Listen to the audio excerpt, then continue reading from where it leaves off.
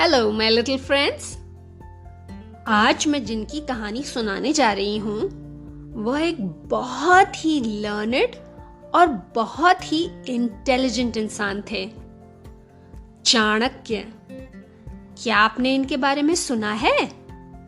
शायद कुछ बच्चों ने ना सुना हो, तो चलो let's get to know him. बहुत समय पहले की बात है। चाणक्य, जिनका नाम विष्णुगुप्त भी था, वह एक ब्राह्मण घर में जन्मे थे। और पता है, एक मजेदार किस्सा बताऊं उनके बारे में। कहा जाता है कि जब वो जन्मे थे तभी से उनके पूरे दांत थे। हाँ, बचपन से ही उनमें गजब की लीडरशिप क्वालिटी थी। वो बहुत ही नॉलेजेबल इंसान थे। उन्होंने अपनी शिक्षा तक्षशिला से पूरी की।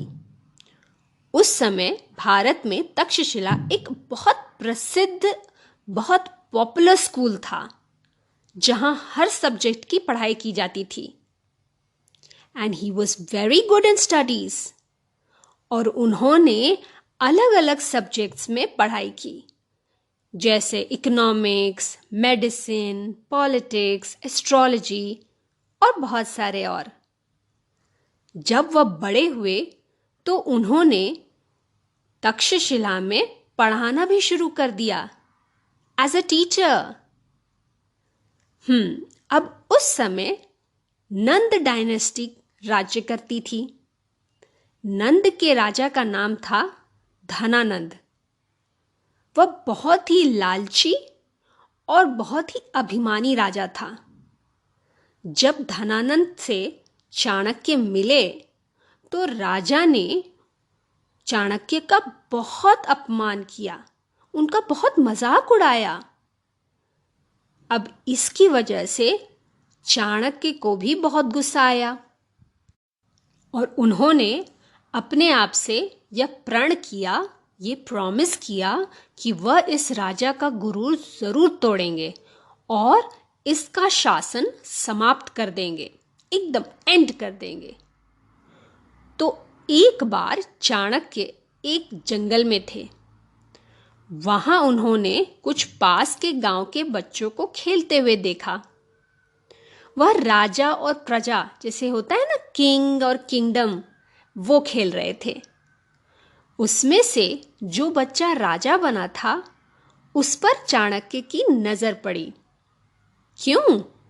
क्योंकि वह बच्चा जिस तरह से राजा का रोल निभा रहा था, जो बातें कर रहा था, उन सब को देखकर चाणक्य को लगा कि अगर इस बच्चे को अच्छी शिक्षा दी जाए, अच्छे से पढ़ाया जाए, अच्छे से उसका गाइडेंस किया जाए, तो इसमें महान राजा बनने के गुण हैं। इसके बाद उस बच्चे को चाणक्य ने अपने शरण में ले लिया। और पता है, उस बच्चे का नाम था चंद्रगुप्त मौर्य। कुछ सालों तक चंद्रगुप्त मौर्य ने चाणक्य से शिक्षा प्राप्त की और चाणक्य की गाइडेंस से आगे चलकर नंद डायनेस्टी को हराया और एक महान साम्राज्य का निर्माण किया, जिसका नाम था मौर्य डायनेस्टी, और उसे भारतवर्ष में फैलाया। एक बड़े राज्य को स्थापित करने में और फैलाने में बहुत सूझबूझ, नीति और समझदारी की जरूरत पड़ती है। और चाणक्य ने चंद्रगुप्त को अपने चतुराई से, अपनी समझदारी से एक महान साम्राज्य का राजा बनाया।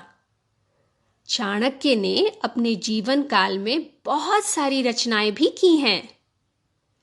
अब इन रचनाओं को अगर आज भी पढ़ा जाए तो हमें इनकी एक एक लाइन से ज्ञान का भंडार प्राप्त हो सकता है। ज्ञान इंटेलिजेंट बनने का आधार है। एंड आई नो तुम सब क्लेवर और समझदार बनना चाहते हो, है ना? तो अच्छे से पढ़ो, लिखो और समझदार बनो चाणक्य की तरह। तो ये कहानी हमारे भारत देश के एक महान विद्वान की, जिनका नाम था चाणक्य। अगली बार मैं रुचिरा तुम सब के लिए एक और कहानी लेकर के आऊंगी। अगर तुम्हें कोई कहानी पसंद हो तो मुझे जरूर बताना, मैं उसे भी सुनाऊंगी। ठीक है? तो अगली कहानी तक खुश रहो, सेहतमंद रहो और मुस्कुराते रहो। Bye bye.